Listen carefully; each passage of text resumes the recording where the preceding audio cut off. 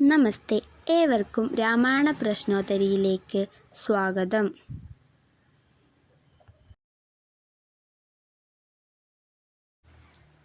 ആദികാവ്യം എന്ന പേരിൽ അറിയപ്പെടുന്ന ഇതിഹാസം ഏത്? വാത്മീകി രാമായണം. ആദികവി എന്ന് അറിയപ്പെടുന്നതാര്? വാത്മീകി മഹർഷി. സാധാരണമായി കർക്കിടകം മാസത്തിൽ കേരളത്തിൽ പാരായണം ചെയ്യപ്പെടുന്ന ഗ്രന്ഥമേത്? അധ്യാത്മരാമായണം. അധ്യാത്മരാമായണം കിളിപ്പാട്ട് രചിച്ചതാര്? ഉത്തരം തുഞ്ചത്ത് എഴുത്തച്ഛൻ.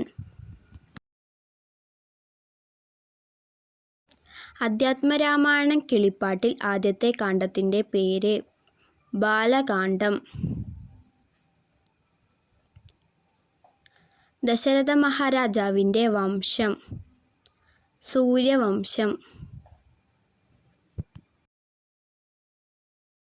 ദശരഥ മഹാരാജാവിൻ്റെ പിതാവ്? അജമഹാരാജാവ്.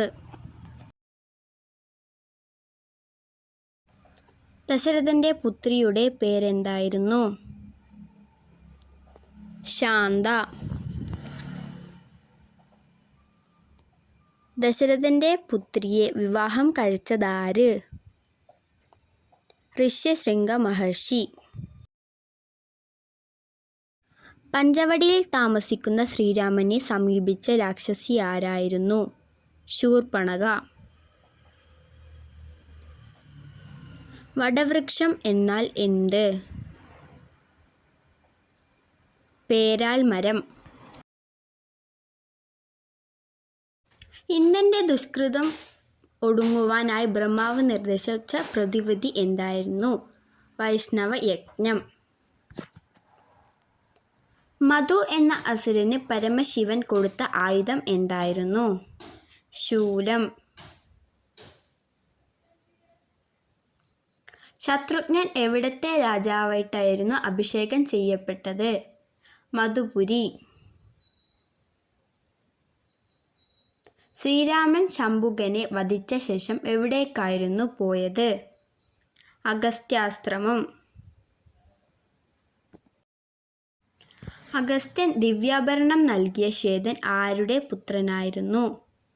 സുദേവൻ. സുദേവൻ മരിച്ച ശേഷം രാജഭരണം നടത്തിയതാരായിരുന്നു? ശ്വേതൻ. ശ്രീരാമനിൽ ഉറച്ച ഭക്തവിശ്വാസത്തോടുകൂടി അധ്യാത്മരാമായണം പാരായണം ചെയ്യുന്നവർക്ക് അത്യന്തികമായി ലഭിക്കുന്നതെന്തായിരുന്നു? വിഷ്ണു സായുജ്യം. സ്വർഗാരോഹണത്തിനായി സരയൂ നദീതീരത്ത് വെച്ച് ശ്രീരാമനെ അവിടെ വന്നെത്തി സ്തുതിച്ചതാരായിരുന്നു? ബ്രഹ്മാവ്.